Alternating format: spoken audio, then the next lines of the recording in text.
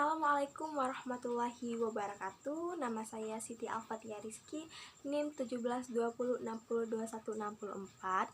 Di sini saya akan menjelaskan PSAK 103 mengenai akuntansi salam.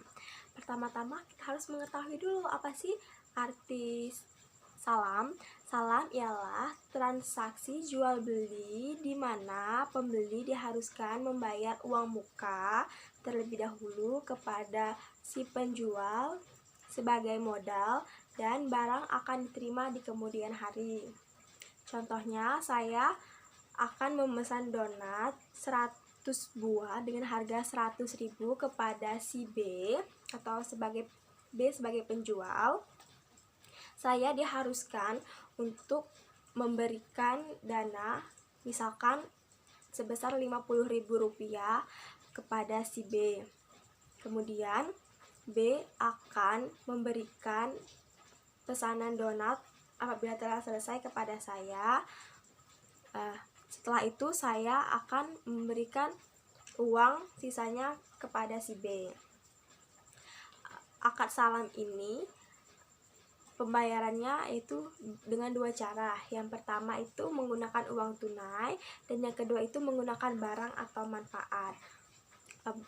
Barang atau manfaat dan uang tunai ini akan digunakan oleh penjual sebagai modal untuk melakukan aktivitas produksi. Rukun akad salam ini ada 3, yaitu yang pertama pelaku di sini ada 2, penjual dan pembeli. Yang kedua itu objek akad, ialah barang pesanan dan modal salam. Dan yang ketiga itu ijab kabul, ialah serah terima.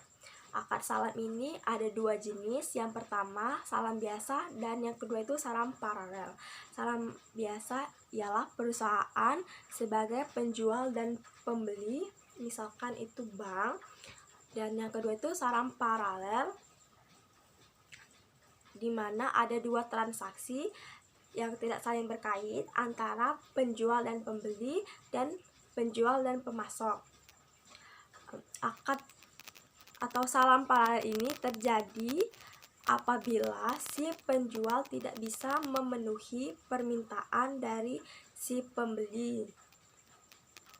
Manfaat akad salam ini yang pertama bagi pembeli itu adanya jaminan terhadap barang yang dipesan, dan yang kedua itu bagi si penjual perolehan dana itu bisa digunakan sebagai modal membuat atau memproduksi suatu barang dan untuk memenuhi kebutuhan hidupnya. Klasifikasi barang itu harus jelas kuantitas dan kualitasnya. Spesifikasi dan harga barang itu harus telah disepakati sesuai dengan akad, dan spesifikasi dan harga barang ini tidak bisa berubah pada saat akad salam berlangsung. Kemudian akuntansi pembeli. Akuntansi pembeli di sini pembeli bisa mengenakan denda kepada si penjual apabila si penjual tidak bisa memenuhi permintaan si pembeli padahal ia mampu. Dan yang kedua, modal itu dapat berupa uang maupun barang. Terus akuntansi bagi si penjual, yang pertama itu kewajiban diakui apabila si pembeli memberikan modal kepada si penjual.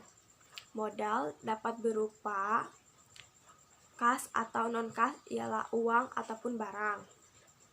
Kemudian kewajiban dihentikan apabila si penjual telah menyelesaikan pesanan si pembeli. Sekian dari saya akhiri. Wassalamualaikum warahmatullahi wabarakatuh.